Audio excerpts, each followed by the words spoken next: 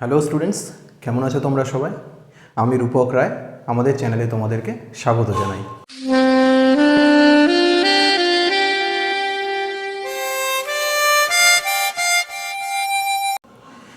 যেরকমটা তোমরা জানো, আমরা শতকরা চ্যাপ্টারের সম্পর্কে পড়ছিলাম, শতকরা বা পার্সেন্টেজ চ্যাপ্টার সম্পর্কে, এবং এ পর্যন্ত আমাদের এই চ্যাপ্টারের 5খানা পর্ব কমপ্লিট হয়েছে, যার মধ্যে শেষ পর্বটাতে আমরা পড়েছিলাম শতকরা ক্রমবৃদ্ধি বা ক্রমহ্রাস সম্পর্কে, ইংরেজিতে যেটাকে বলা হয় percentage successive increase or decrease, অর্থাৎ শতকরা ক্রমবৃদ্ধি বা হ্রাস সম্পর্কে।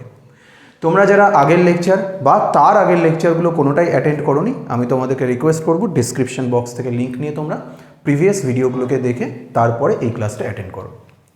তো লাস্ট ক্লাসের ব্যাপারে যদি বলি, লাস্ট ক্লাসে আমরা সাকসেসিভ ইনক্রিজ এবং ডিক্রিজ সম্পর্কে যখন পড়েছিলাম, আমরা সেখানে একটা ফর্মুলা সম্পর্কে পড়েছিলাম, যে ফর্মুলাটা হচ্ছে a plus B plus AB by 100।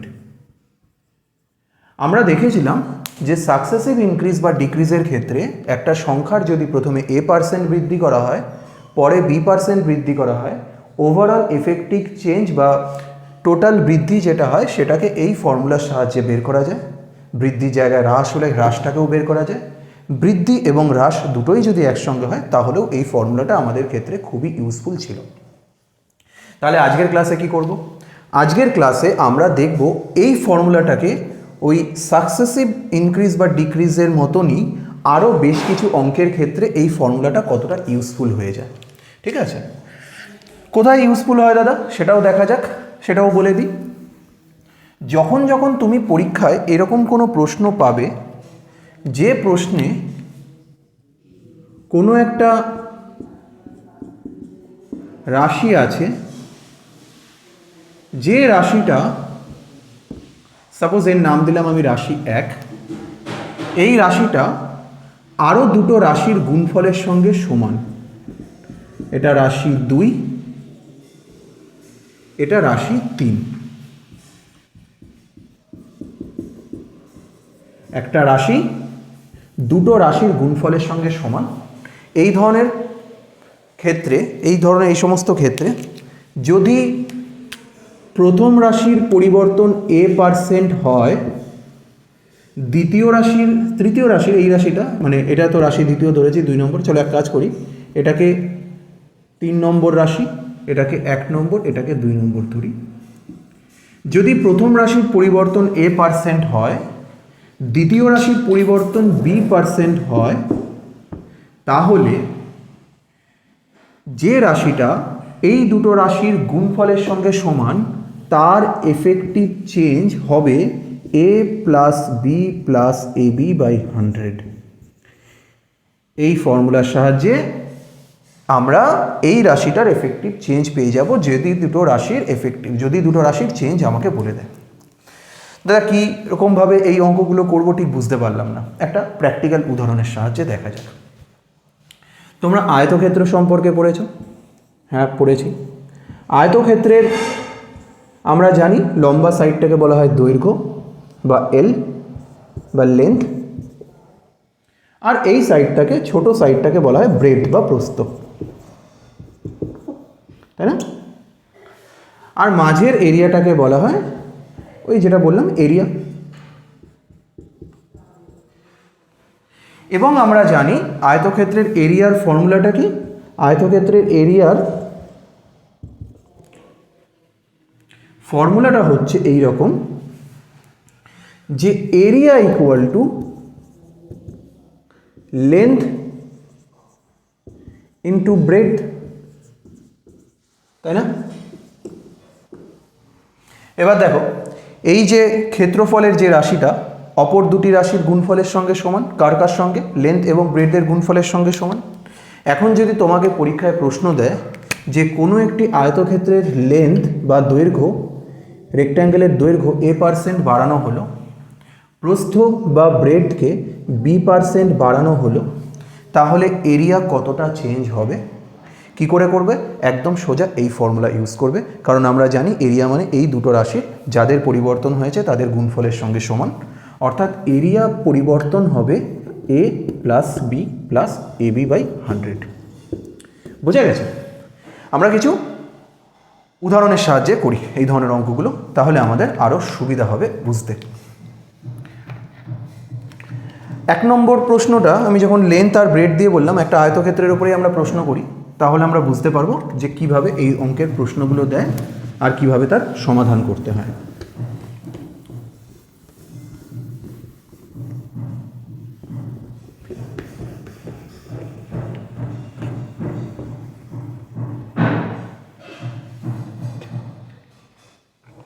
দেখো প্রথম প্রশ্ন আমি যদি বলি, কোশ্চেন নাম্বার 1, যে if the length and breadth of a rectangle are increased, if the length and breadth of a rectangle are increased, যদি একটা আয়তক্ষেত্রের দৈর্ঘ্য এবং প্রস্থ দুজনেই বৃদ্ধি পায়, কতটা করে বৃদ্ধি পায়? 15% and 20% রেসপেক্টিভলি, 15% and 20% রেসপেক্টিভলি, অর্থাৎ যথাক্রমে 15% এবং 20% করে দুজনেই ইনক্রিজড বৃদ্ধি পাচ্ছে। Then by how much percent the area of the rectangle will increase? Then by how much percent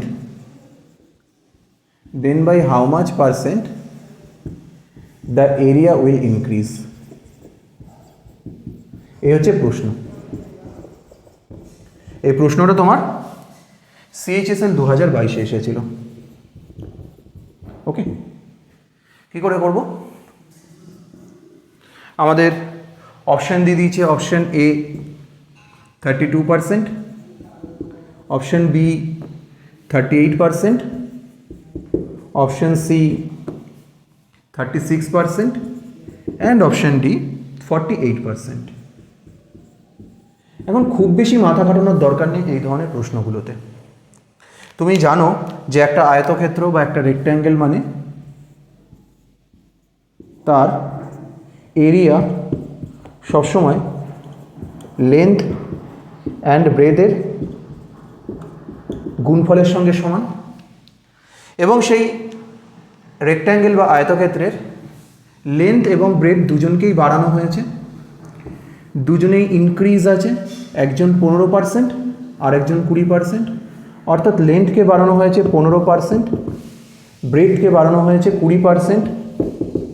জানতে চাইছে এরিয়ার পরিবর্তন শতকরা কতটা হবে, ঠিক? তাহলে আমরা আমাদের ওই ফর্মুলায় প্রথম পরিবর্তনটাকে এ ধরব। এ কত? এ হলো +15, কেন? প্লাস বৃদ্ধি পেয়েছে। বি কত? +20, ওটাও বৃদ্ধি পেয়েছে। যদি এ আর বি জানি তাহলে a plus B plus AB by 100 কত হবে, কি করে বের করব? এখানে ভ্যালুগুলোকে বসাবো আমরা। 15 যোগ 20 যোগ 15 গুণ 20 ডিভাইডেড বাই 100, 20 দিয়ে 100কে কাটলে 5, 3 5 15, 20 30 35 36 37 38, অর্থাৎ ওই আয়তক্ষেত্রের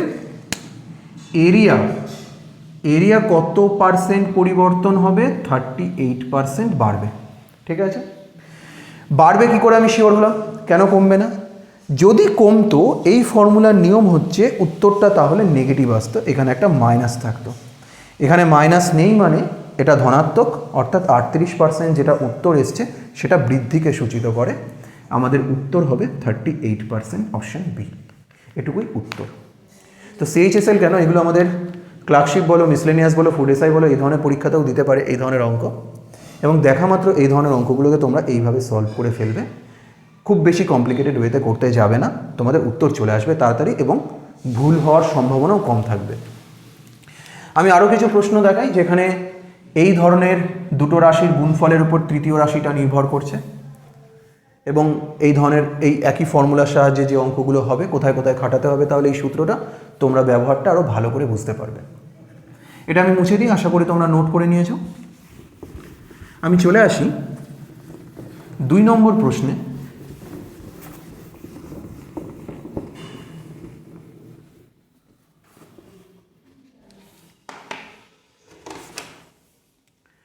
2 নম্বর প্রশ্নটা দেখো, 2 নম্বর প্রশ্নটা বলছে যে when the price of a watch was reduced, when the price of a watch মানে হাতঘড়ি was reduced,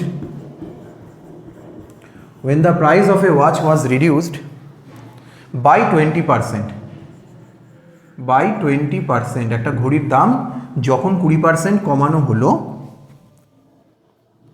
the number of watches sold is increased by 40%. The number of watches sold is increased by 40%. By 40%. Okay. What was the effect on the sale percentage? What was the effect on the sale percentage?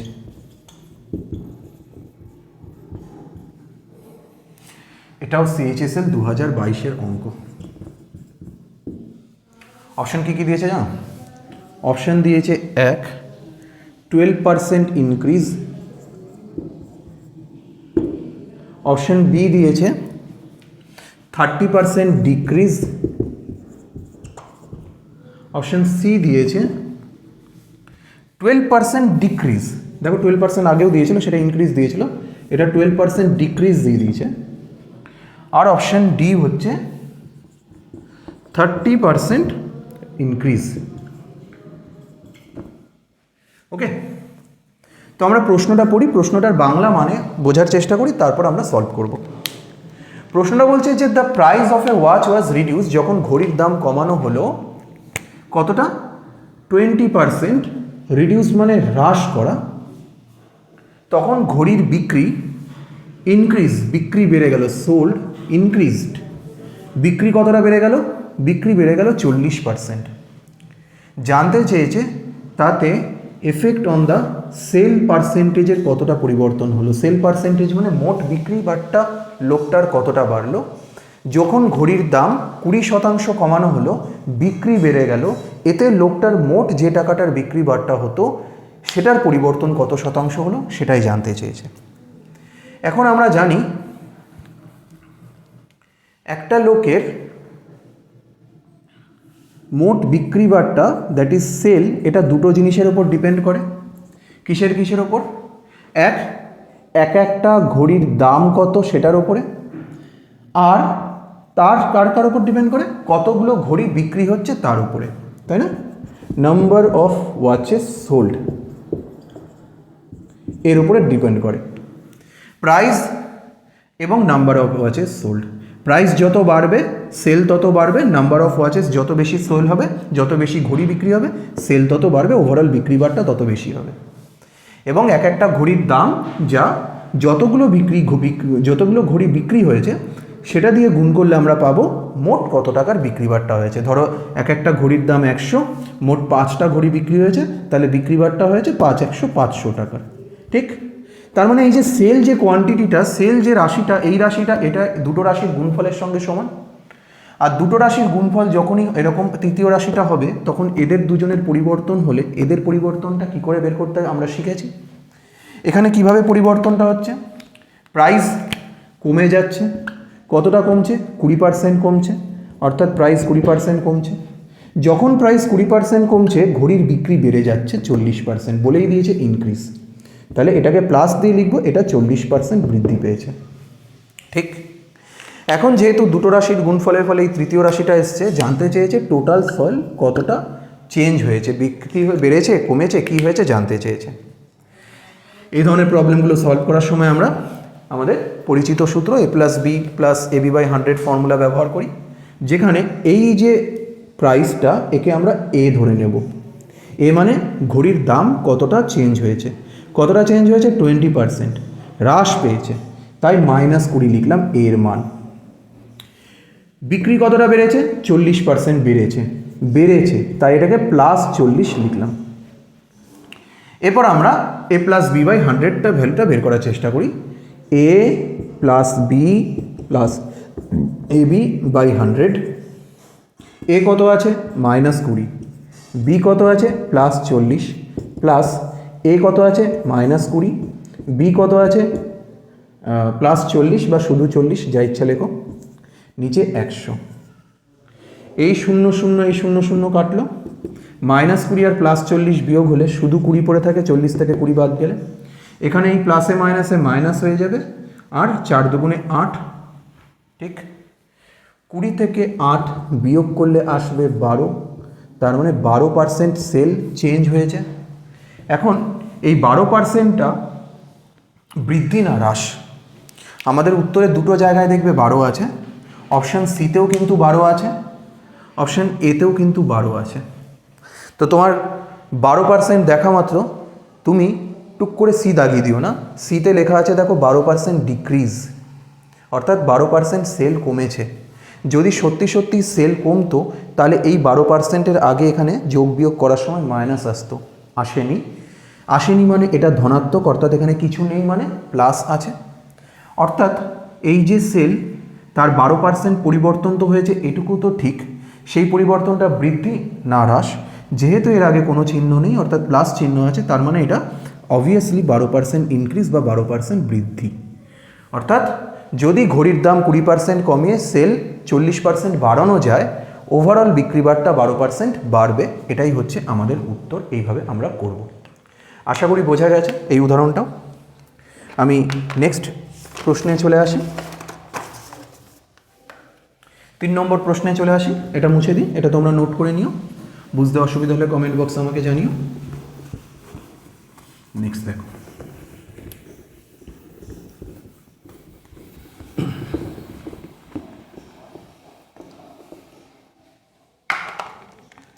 তিন নম্বর প্রশ্ন কি বলছে যে if the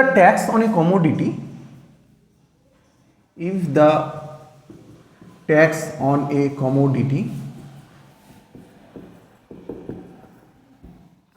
is diminished by 20%, diminished মানে হ্রাস পাওয়া, diminished by 20%, and its consumption increases by, and its consumption increases by, and its consumption increases by 15%, the revenue decreases by, the revenue decreases by,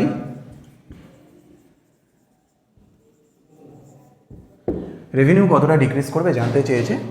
option দিয়ে দিয়েছে 8%, option B হচ্ছে 12%, option C হচ্ছে 10%, option D হচ্ছে 6%। এটাও CHSL 2022-এর অঙ্ক। ওকে, প্রশ্নটা কি বলেছে দেখো, প্রশ্নটা এটাই বলেছে যে যদি একটা কমোডিটি, কোনো একটা বস্তু, প্রোডাক্ট, সামথিং কিছু একটা, তার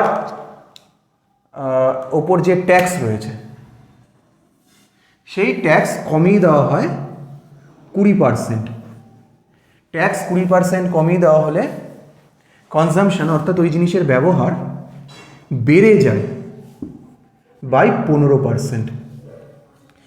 ট্যাক্স যতটা কালেক্ট করা হয় তার পার্সেন্টেজ যদি কমিয়ে দেওয়া হয় তাহলে ইনক্রিজেস, অর্থাৎ ব্যবহার বেড়ে যায় 15%। জানতে চেয়েছে এতে মোট রাজস্বের কি পরিবর্তন ঘটবে। এখন রাজস্ব কি করে হিসাব করা হয়? একটা বস্তুর উপর ট্যাক্স কালেক্ট করা হয়, যত বেশি বস্তুর উপর ট্যাক্স কালেক্ট করা হবে রাজস্ব তত বাড়বে, ঠিক, বা রেভিনিউ তত বাড়বে, বা একটা বস্তুর উপর যত বেশি ট্যাক্স কালেক্ট করা হবে রেভিনিউ তত বাড়বে। তো রেভিনিউ এইভাবে ডিপেন্ড করে ট্যাক্স এবং এটার উপরে। ফর্মুলাটা হচ্ছে দেখো, যে রেভিনিউ অর্থাৎ মোট যেটা রাজস্ব আদায় হচ্ছে সেটা ডিপেন্ড করে কতটা ট্যাক্স আদায় করা হচ্ছে প্রত্যেকটা বস্তুর উপর, গুণ ওই বস্তু কতটা বিক্রি হচ্ছে তার উপর। কনজামশন মানে হচ্ছে যত বেশি ব্যবহার বাড়বে রাজস্ব তত বাড়বে, আর ট্যাক্স মানে ওই এক একটা বস্তুর উপর কতটা ট্যাক্স কালেক্ট করা হচ্ছে একে সঙ্গে গুণ করে রাজস্ব বের করা হয়। ধরো এক একটা বস্তুর উপর 5 টাকা ট্যাক্স কালেক্ট করা হচ্ছে এবং এরকম 20টা বস্তু বিক্রি হলো, তাহলে মোট রাজস্ব আদায় কত হলো? 5 × 20 = 100 টাকা। বোঝা গেছে? তো আমরা দেখতে পাচ্ছি আবার সেই দুটো রাশির গুণফলের ফলে তৃতীয় রাশির মান এসছে, তাই না? যেখানে প্রথম রাশিটা হচ্ছে ট্যাক্স, দ্বিতীয় রাশিটা হচ্ছে কনজাম্পশন বা ব্যবহার, এবং তার ফলে রাজস্ব আদায় হচ্ছে তোমার তৃতীয় রাশি। জানতে চেয়েছে এই যে ট্যাক্স, একে যদি 20% কমিয়ে দেওয়া হয় অর্থাৎ -20% হয়, কনজাম্পশন অর্থাৎ ব্যবহার যদি বেড়ে যায় 15%, তাহলে এই রেভিনিউয়ের কত পরিবর্তন হবে? ঠিক আগের অঙ্কের মতনই আমরা করব এগেন, যে প্রথমটার পরিবর্তন হয়েছে 20%, কমেছে, তাই আমরা একে ধরে নেব -20, কনজাম্পশন বেড়েছে 15%, তাই বিকে আমরা ধরে নেব +15, আর আমরা হিসাব করব রেভিনিউয়ের পরিবর্তন এইভাবে A plus B plus AB by 100।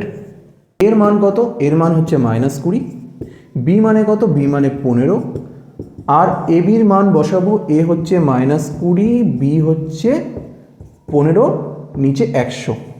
ঠিক 20 থেকে 15, -20 +15, বড় সংখ্যা 20, তার চিহ্ন বসলো, 20 থেকে 15 বিয়োগ করলে 5। এখানে 20 100, 5 20 100, 5 দিয়ে 15কে কাটলে 3, মাইনাসে প্লাসে -3 আসলো কত? প্লাস আর 3 দুজনের চিহ্ন এক, দুটো সংখ্যার চিহ্ন এক থাকলে তাদের যোগ করতে হয়, 5 আর 3 যোগ করলে হয় 8, আর দুটো সংখ্যার মধ্যে বড় সংখ্যার চিহ্ন যে সে বসবে, বড় সংখ্যার চিহ্ন মাইনাস, তাই মাইনাস।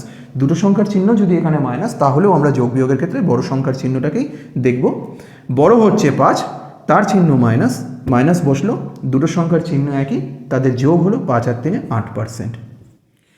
আমাদের কাছে জানতে চেয়েছে যে রেভিনিউ তাহলে কতটা ডিক্রিজ হবে। হ্যাঁ, ডিক্রিজ তো হবে, এটা মাইনাস চিহ্নটা দেখে বোঝাই যাচ্ছে। কতটা ডিক্রিজ হবে? 8% ডিক্রিজ হবে, এটা হচ্ছে আমাদের অ্যান্সার। বোঝা গেছে?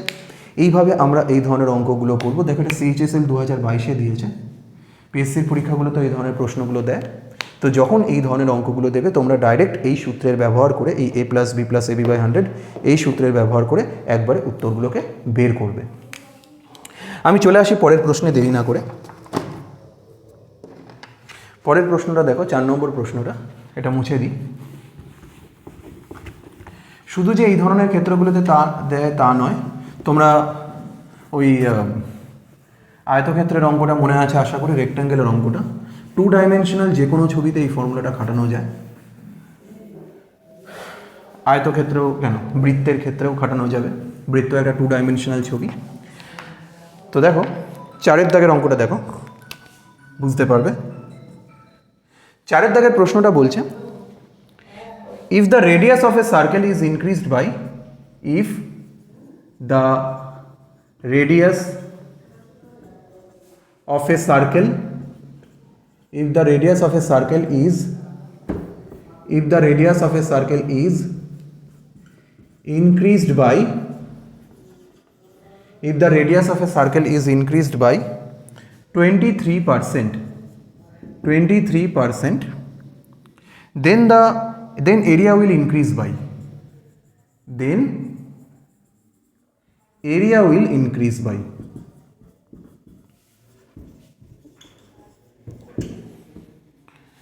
ওকে। অপশন দিচ্ছি না এটাতে। দেখো, খুব সিম্পল একটা প্রশ্ন জানতে চাইছে যে কোনো একটা বৃত্তকে কেমন দেখতে হয়? বৃত্তকে দেখতে হয় এই ধরনের, যার এইটা হচ্ছে তার ব্যাসার্ধ, এবং আমরা জানি বৃত্তের এরিয়ার ফর্মুলা কি? বৃত্তের এরিয়ার ফর্মুলা হচ্ছে পাই ইন্টু রেডিয়াস স্কোয়ার বা ব্যাসার্ধের স্কোয়ার, পাই আর স্কোয়ার তোমরা বলে থাকো। তাহলে পাই ইন্টু রেডিয়াস, তাই না? রেডিয়াস স্কোয়ার না লিখে আমি লিখলাম রেডিয়াস ইন্টু রেডিয়াস, মানে পাই ইন্টু রেডিয়াস স্কোয়ার। এইখানে এই বৃত্তের এই পাইটা ধ্রুবক, একে বাদ দাও। এরিয়া দেখো দুটো রাশির গুণফলের উপর নির্ভর করছে, দুজনেই যদিও এক, তাও এদের স্কোয়ারের উপর ডিপেন্ড করছে এই এরিয়ার মান। এবং জানতে চেয়েছে এই রেডিয়াসকে যদি 23% বৃদ্ধি করা হয়, ইনক্রিজ করা হয়, তাহলে এরিয়ার কতটা চেঞ্জ ঘটবে। অর্থাৎ ব্যাসার্ধ 23% বাড়লো, এও বাড়লো 23%, একই তো বৃত্তের ব্যাসার্ধ। তাহলে এরিয়া কতটা বাড়বে জানতে চেয়েছে। এই ধরনের ক্ষেত্রেও ওই একই সূত্র আমরা ব্যবহার করব। কি লিখব আমরা? A plus B plus A B by 100। এখানে একেও আমরা 23 বসাবো, বিকেও আমরা 23 বসাবো। 23 যোগ 23 যোগ 23 গুণ 23 ডিভাইডেড বাই 100। 23 আর 23 যোগ করলে হয় 46, তার সাথে 23 ইন্টু 23 মানে 529 ডিভাইডেড বাই 100 ইকুয়াল টু 46 যোগ 529কে 100 দিয়ে ভাগ করলে হয় 5.29। ঠিক আছে, 46 4 50 51.29%। অর্থাৎ ওই বৃত্তের ক্ষেত্রফল কতটা বাড়বে? 51.29% ক্ষেত্রফল বাড়বে। এটাই হচ্ছে এই প্রশ্নের উত্তর। ঠিক আছে, এইভাবে করতে হবে। দেখো সবকটা অঙ্কই জাস্ট একটা সূত্রের সাহায্যে আমরা যদি একটু বুঝতে পারি যে এই কনসেপ্টটা কি এর, আমাদের অঙ্কগুলো সহজেই নেমে যাচ্ছে। আমাদের কিন্তু পরীক্ষার সময় এই ধরনের প্রশ্নে টাইম ইনভেস্ট করলে চলবে না। কিন্তু এখানে একটা প্রবলেম আছে। প্রবলেমটা হচ্ছে এই যে ফর্মুলাটা বা এই যে আমরা ইউজ করলাম এইগুলো, এটা জিওমেট্রিক অঙ্কগুলোর ক্ষেত্রে, জ্যামিতির, সেটা বৃত্ত হোক সেটা আয়তক্ষেত্র হোক, এদের ক্ষেত্রে খাটবে, কারণ এটা 2 ডাইমেনশনাল ফিগার, দ্বিমাত্রিক ছবি। ত্রিমাত্রিক যদি ছবি দিয়ে দেয়, 3 ডাইমেনশনাল ফিগার দিয়ে দেয়, তখন কিন্তু এই সূত্র ব্যবহার করলে হবে না। আমি তোমাদের একটা উদাহরণ দেখাই। এটা MTS 2021-এ আসা একটা প্রশ্ন। তোমরা বুঝতে পারবে তাহলে যে কোন জায়গায় এই সূত্রটা শর্ট পড়ে যায়, এবং সেই ধরনের অঙ্কগুলোকে আমরা ভুল যাতে না করি, সেগুলোকে আমরা যাতে ঠিকভাবে সমাধান করে আসতে পারি। ঠিক আছে, কোশ্চেন নাম্বার 5। কোশ্চেন নাম্বার 5 দেখো, বলছে the radius of A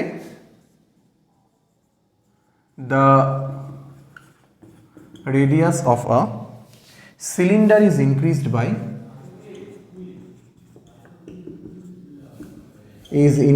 by the radius of a cylinder is increased by 20%. 20% radius বাড়ানো হলো একটা সিলিন্ডারের, এবং its height is decreased by, and its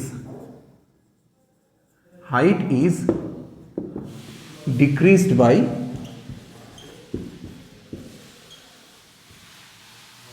45%. হাইটকে কতটা কমানো হলো? 45%.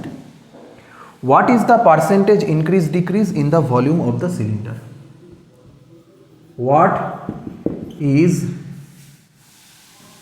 the percentage increase or decrease in the volume of the cylinder?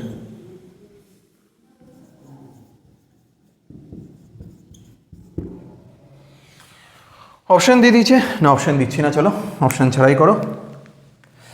এটা MTS 2021-এ আসা প্রশ্ন। এখন সবার আগে আমি বলি, একটা সিলিন্ডারকে দেখতে কীরকম হয়। একটা সিলিন্ডারকে দেখতে হয় এই ধরনের, যেখানে এই যে এই অংশটা আর এ হচ্ছে সিলিন্ডারের radius,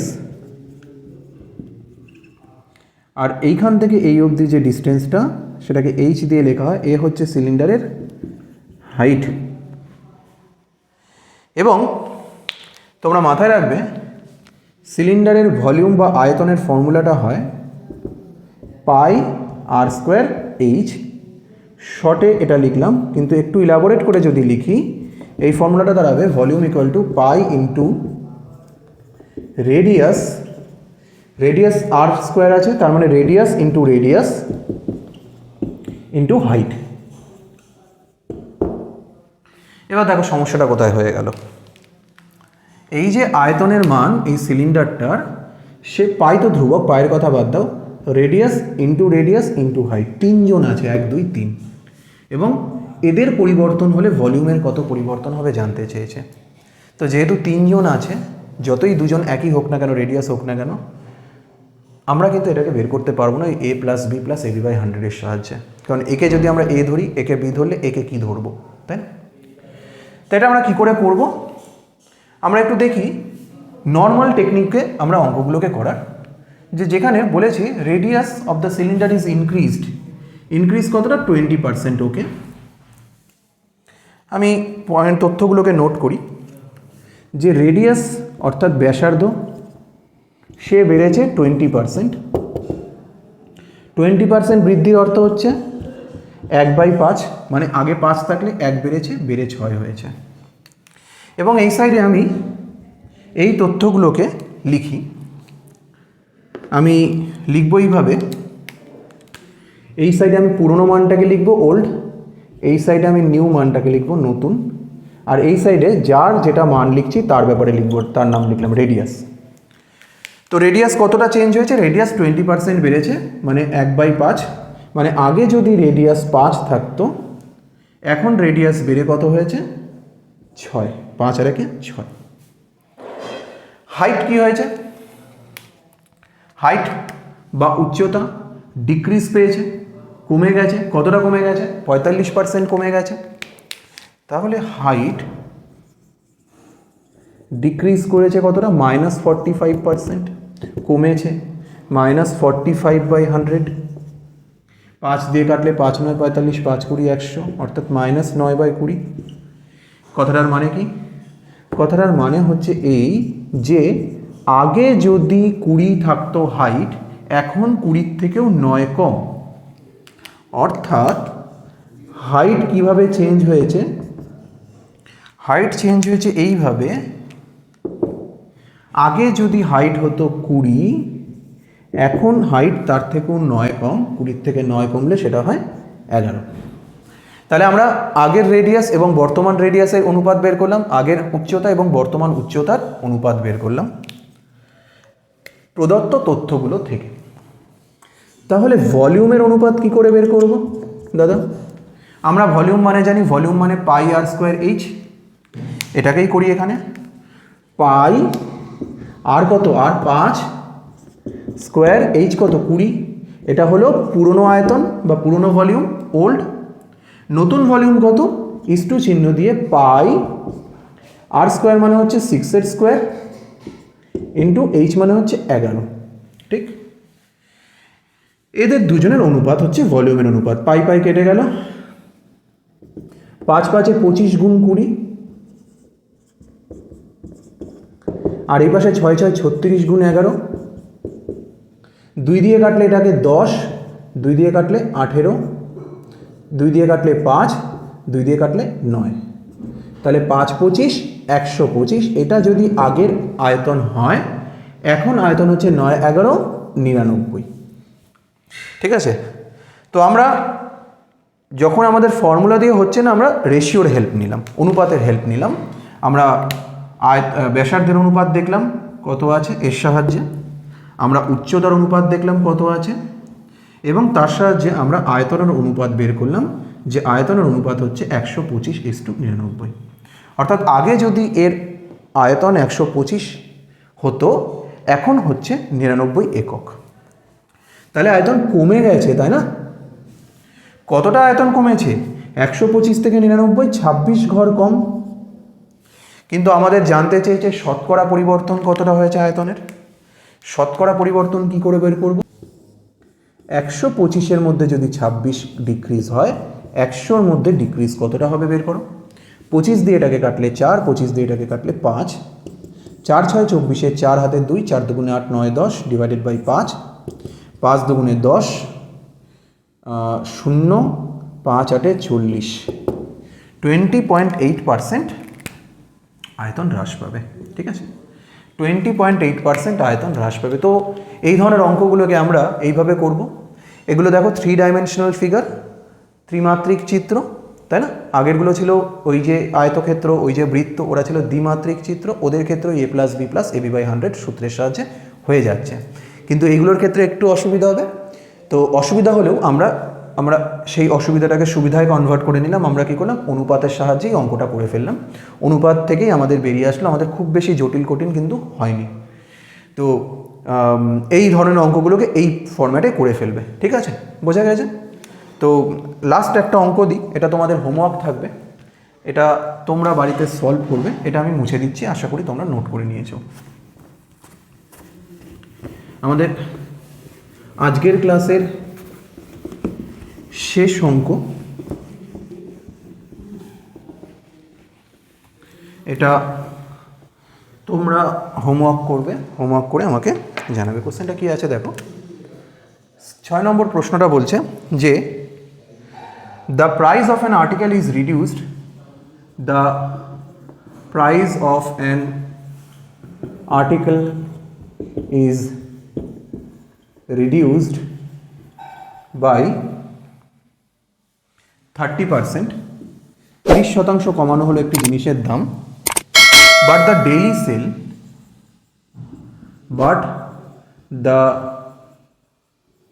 daily sale of the article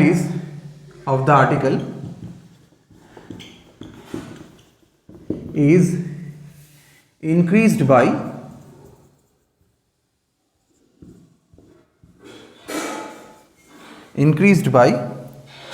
35%. The net percentage effect on the daily receipt is, the net percentage effect on the daily receipt is, option A দিয়ে দিয়েছে 6.5% ইনক্রিজ, অপশন বি দিয়ে দিয়েছে 5.5% ইনক্রিজ,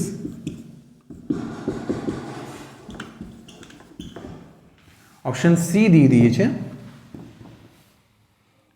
5.5% ডিক্রিজ, আর option D হচ্ছে 6.5% decrease. ওকে, তো প্রশ্নটা হচ্ছে এই যে কোনো একটি বস্তুর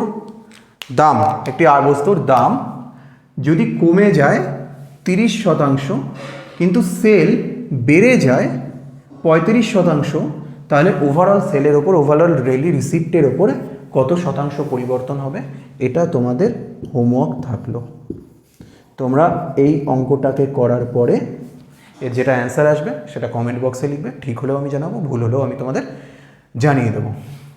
বলে রাখি, এটাও কিন্তু সিএইচএসএল 2022-এর অঙ্ক। বুঝতে পারছো কী ধরনের প্রশ্নগুলো এখন করছে, এবং সেই ধরনের প্রশ্নগুলোই আমরা সমাধান করব, প্র্যাকটিস করব, আননেসেসারি প্রশ্ন আমরা সমাধান করব না। তো এইটা তোমাদের বাড়ির কাজ থাকলো, তোমরা লিখে তোমরা সলভ করে আমাকে জানাও। ততক্ষণের জন্য আসি, থ্যাংক ইউ প্রত্যেককে।